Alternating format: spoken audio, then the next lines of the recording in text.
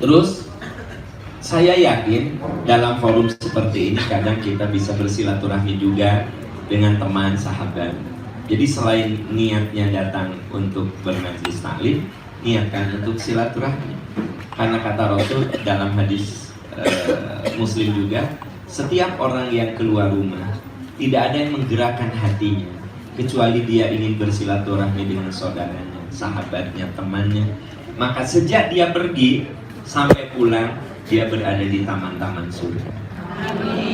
Atau surga belum punya atau taman. Nah, jangan sampai ya surga belum ada, tamannya juga nggak ada. Nah, jadi ibu bapak, itu yang harus kita perhatikan ketika kita menghadiri majelis ilmu manapun, ya. Oke, hari ini kita akan membahas tentang apa katanya?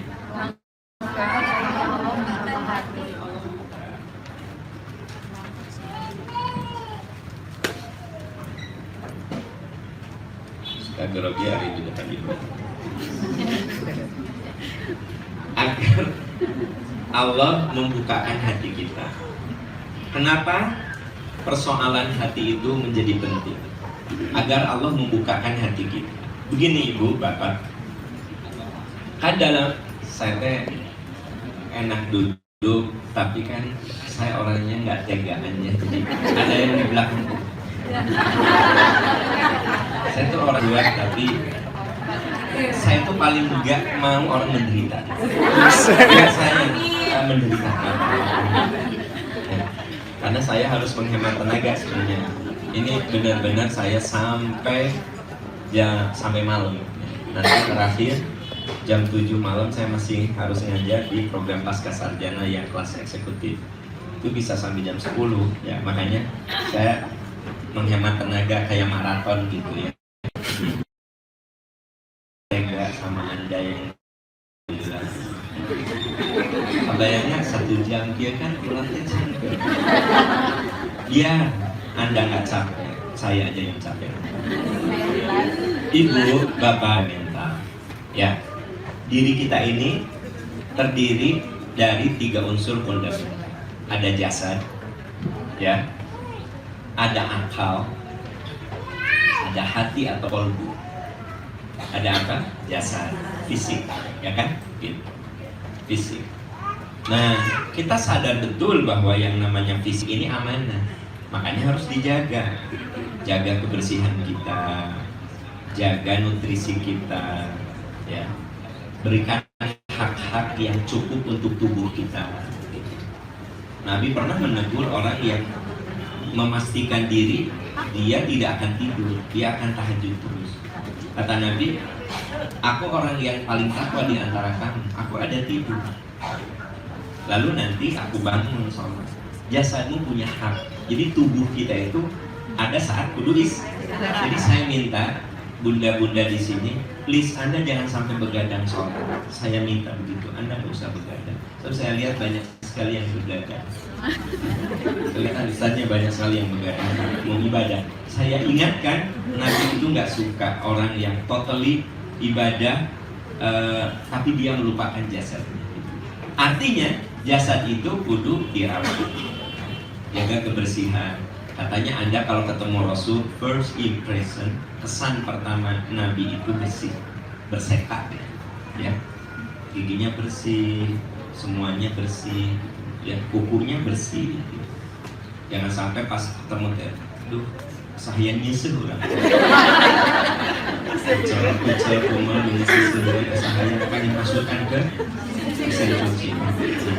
Itu artinya kita bicara apa? Jasad. Nutrisi yang cukup. Nabi itu juga selalu menyisihkan waktu untuk berolahraga sesibuk apapun, ya. Justru yang menarik di dalam Sahih Bukhari yang bercerita tentang olahraga kesukaan Rasul itu istrinya. Jadi ini bapak-bapak perlu saya ingatkan, kalau olahraga itu bawa istri. Rasulnya kalau olahraga sebaliknya bawa istri. Kadang Nabi olahraga kardio, lari. Kata Aisyah, kadang aku mendahului Nabi, kadang Nabi mendahului aku jalan cepat, lari gitu. Kemudian Nabi olahraga otot, ya, seperti memanah, berkuda. Gitu. Nabi olahraga bela diri. Kan gitu. Kata Aisyah, aku sering lihat Nabi berolahraga bela diri. Nah itu bagusnya Pak. Hari Bapak mah justru dibalik. Kalau istri mau ikut, tara jadi olahraga. So, ngaku. Ayah mau kemana? Mau tenis? Ikutlah. Gak jadi. Langsung suami anak telepon ke babaturan. Gak jadi deh. Nyonya yang ngilu. Sorry ya, sorry. Jadi. Kata istrinya, ayah gak jadi mama ternyata harus ke puskesmas. Langsung nelfonnya. Kurang jadi deh. Ternyata nyonya itu anak tetangga ke puskesmas. Sorry ya, rada lambat dikit. Bu, kenapa suami ibu? Hari Rasulullah senang ngajak istri. Hanya Aisyah mah kalau dibawa ke tempat olahraga nggak banyak ngomong, nggak banyak komen. Hari Anda mah kan banyak komen. Suami tenis langsung pantesan lebak betis. Pantesan ayah tiap Sabtu tenis dah body nutaris ada halus dan mamanya begini aja. Hari Aisyah mah nggak pernah ngomel. Gitu. Itu bedanya saudara-saudara. Jadi jangan suka nyalahin dia. Ya suami aku kok nggak pernah ngajak introspeksi. Saya lagi cerita apa bu? Fisik. Yang kedua akal. Ya akal. Kita ini harus mengasah akal kita, intelektual kita.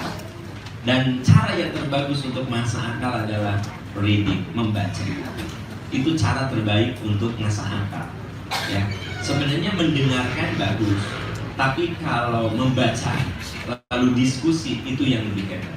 Makanya obat pikun itu membaca. Itu sebabnya orang-orang yang rajin baca Quran sampai dia tua, dia tidak pikun. Karena apa? Otaknya dikasih challenge dengan membaca. Apalagi bukan hanya baca, dikasih tantangan hafalan. Coba tambah hafalan teh tubuh, ya, ibu makalah ku anak. Begitu anak amma yatasaaluna inna ba'il ardi. Mama benerin ya kalau aku salahnya. Gimana mama bener nggak? Bener. Kata Anda teh apa? Mama, aku lagi ngapalin surat Al-Mulk. Mama, nanti kalau aku salah, benerin ya, Mah ya. Ya.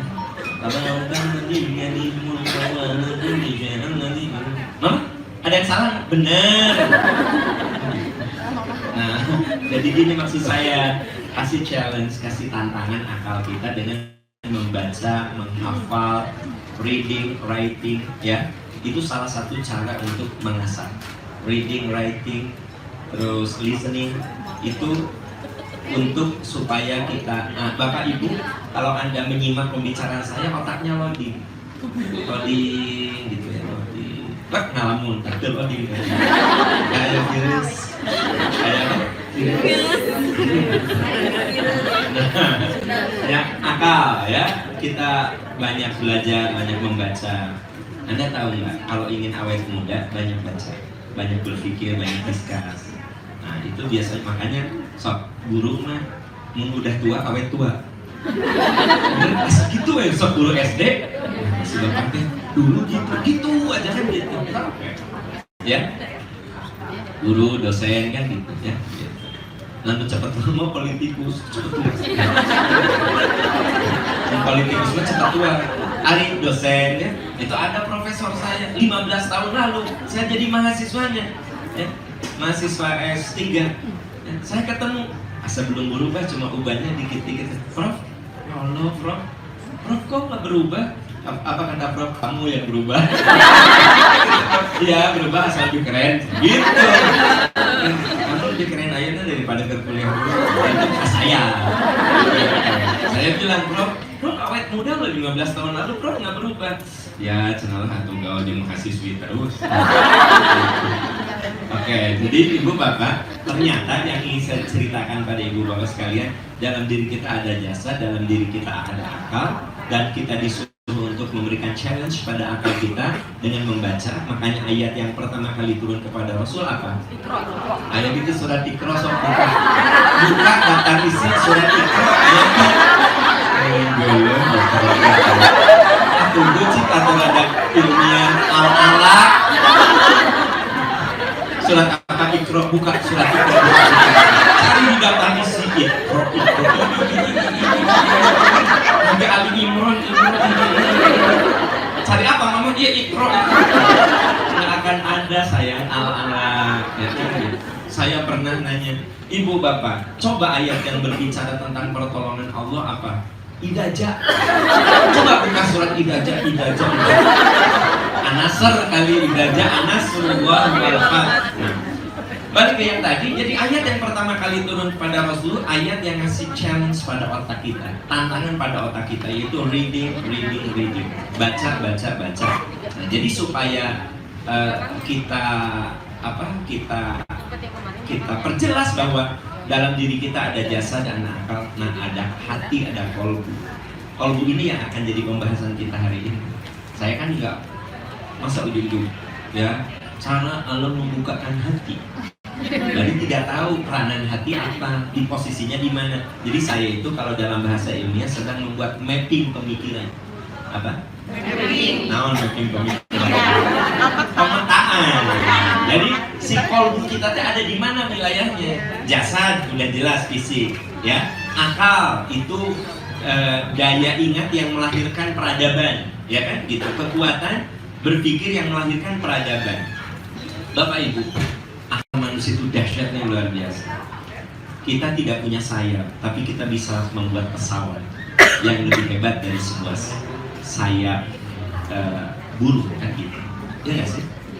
Coba kita tidak punya kemampuan untuk menyelam karena kita tidak punya insan, kita punya paru-paru, tapi kita bisa membuat kapal selam yang berbulan-bulan kita bisa ada di dasar lautan.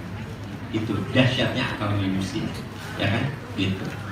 Mata kita terbatas, tapi kita bisa membuat ya dengan akal kita yang namanya satelit, sehingga ibu bisa ngobrol dengan teman ibu by satelit. Apa?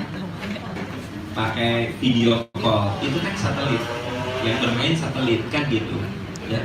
Bahkan sekarang mah ibu nggak bisa dusta. Mama di mana? Budak nanti ada pintu. Mama di pengajian. Coba lihat.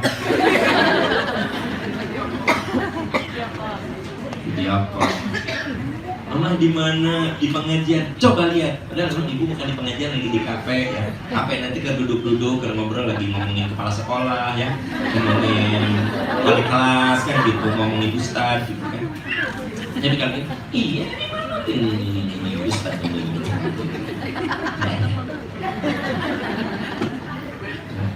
Bu, itu kan karena akal manusia. Jadi akal itu dahsyat. Nah, ya, terus ada ternyata walaupun akal kita dahsyat, ternyata tidak ada apa-apanya kalau sudah berbicara hati. Karena ternyata unsur ketiga dalam diri manusia itu kolbu. Dan kolbu inilah panglima untuk raga. Kolbu inilah panglima yang mengatur jasad, indera, dan akal manusia. Jadi sebenarnya walaupun akal itu hebat, ya, akal itu bisa membuat sebuah peradaban dahsyat, ya, begitu. Tetapi tetap dia bisa dikalahkan oleh yang namanya kolbu. Makanya kolbu itu, yang namanya kolbu itu, dia panglima untuk raga kita. Nah, ibu bapak, coba perhatikan. Kalau hati kita bersih, pikiran, ucapan kita juga bersih. Pasti. Kalau hati kita bersih di sini, hati kita lempeng lurus, ya kan? Ada yang pakai kerudung, kembang-kembang, komentarnya gini, lucunya misi, seger, kerudungnya kembang, seger, bisa diambil. Itu karena hatinya bersih. Orangnya hatinya kotor, kasih ibu Eta kok taplak meja, kita taplak meja. Beda nggak komentarnya? Kan yang tadi mah, ya Allah insecure, bener nggak? Kalau yang satu, kurang mah, taplak meja mah kok gitu. Objeknya sama kan? Ya nggak? Enggak, aku lagi cerita, ini dahsyatnya kolbu. Ya, kalau kolbu Anda bersih, kata si ibu yang di depan kita, kerudungnya lucu, kayas. Di dalam lainnya ya kayas kan? Kayas apa? Kambing. Ya, kata bahasa nenek moyang, cik jaga, awan, bahasa nenek moyang penganannya. Kalian ini generasi macam apa? Yang tidak menjaga warisan budaya. Apa? Kayas. Nah, kita si ibu tanya kerudungnya ini lucu, kayas juga. Jadi orang teh kan ningali si ustadnya teh, kan si ustadnya rumah kan. Eta kerudung kayas bareng kalian jadi caman. Enak kan dengernya? Enak kan? Muji kayas, bercahaya, ceria. Nah, kayas pink atau iya ada yang cari di Google gak? Kayas adalah pink. Ya, Bu, Pak, coba kalau orang hatinya kotor, ya kan gitu. Eta kerudung si ibu nu diharapnya mungkin eta jika hordeng anak. Sok maneh datang ke imah rumah. Anak orang nu katinta sepisan pink. Persis ketemu. Jadi pisan. Jadi saya ingin tanya, bendanya itu ya, tapi cara menanggapinya itu beda. Ya, nah itu sebenarnya bukan otak, hati. Bukan otak, hati yang dikendalikan. Otak yang dikendalikan oleh hati. Ya, begitu. Anda nengok orang sakit, hati Anda bersih, pasti orang sakitnya enak. Ya, teteh sakit apa? Tipes. Udah berapa hari teh? Udah 3 hari. Insya Allah teteh damai sembuh. Allah tuh lagi sayang sama teteh, sama kita didoakan teh ya. Nanti aktivitas lagi, teteh sehat lagi. Ya, saya doakan. Enak kan? Enak. Karena hati saya bersih. Satu saat saya sakit, Anda nengok. Sakit apa Pak? Tipes. Oh, tipes. Tetangga saya mah Pak meninggalnya hari kelima. Pak udah berapa hari dirawat di sini? Udah 3 hari. Ih, tetangga saya demi Allah hari kelima. Tipes juga. Ada Pak, hati-hati. Yang meninggal karena tipes sudah 7 orang. Lagi wabah loh Pak, lagi wabah. Ya teman-teman lagi wabah ya. Saya ditengok oleh 2 orang, yang satu bersih hati, saya semangat hidup muncul. Sehatlah Pak Am, besok lusa Pak Am beraktivitas lagi. Pak Am teh lagi disayangi Allah. Pak Am kan capek pisan, Allah jadi suruh istirahat mana. Jadi aku teh ini terhibur gitu tah. Datang ibu-ibu di dia. Lu putus teh setuju. Padahal teman kita yang meninggal tuh nggak begitu parah Pak Am. Parah bisa. Ya, oke. Nah, saya lagi cerita di sini Ibu, Bapak, ya. Ternyata itu si kolbu dia itu jadi pengendali sebenarnya. Bukan akal, bukan fisik, tapi kolbu gitu. Mata lelah, capek. Begitu kolbu mengatakan aku rindu, aku ingin sholat, ngantuk ya. Mirip suami ibu, dia pergi ke kantor jam 7, pulang jam 11, ya, baru tidur jam 12. Tapi karena ada piala dunia sepak bola itu, ya, dan itu ada kesenangannya, grup kesenangannya, jam 3 suami ibu udah bangun. Ngantuk gak dia? Ngantuk. Dengar bilang tidur jam 12:30, bangun jam 3. Ngantuk nggak? Tidurnya cukup nggak? Tapi kenapa dia punya energi? Karena hatinya menyukai bola. Benar nggak? Nah, mirip seperti ibu-ibu di sini. sebenarnya Anda teh banyak hal yang harus dikerjakan, tapi sama Anda manage ini. Kenapa? Aku pengen ngaji. Anda atur gitu loh. Bukan ibu-ibu datang ke sini bukan berarti Anda orang-orang yang tidak ada pekerjaan. Mungkin ada pekerjaan, mungkin ada janji dengan itu, dengan ini. Anda langsung manage semuanya, atur. Kenapa? Karena hati Anda mengatakan, aku mau ngaji. Gitu. Oke, sampai di situ jelas? Nah, itu sebabnya kita berdoa kepada Allah agar hati kita lurus. Doanya ada di surat Ali Imran ayat 8. Apa bunyinya? Robbana. Nah, hati. Anda mah gegerannya mau Robbana hati. Ini sedih besar. Anda mah mau pasti mau Robbana hati. Itu cek orang Sunda gegeran. Apa kalau dalam bahasa Indonesia? Mata, Robbana hati.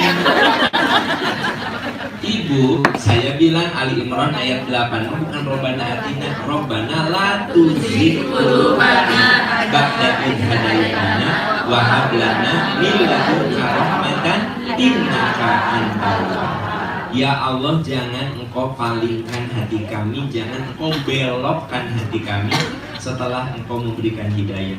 Berikan kepada kami rahmat, kasih sayang dari sisimu, sesungguhnya Engkau maha pemberi kasih sayang. Nah Bu, doa ini isinya mohon sama Allah agar hati kita lurus, jangan hati kita bengkok, agar hati kita bersih, jangan hati kita kotor. Nah, tema kita hari ini apa? Supaya Allah mengangkat Allah supaya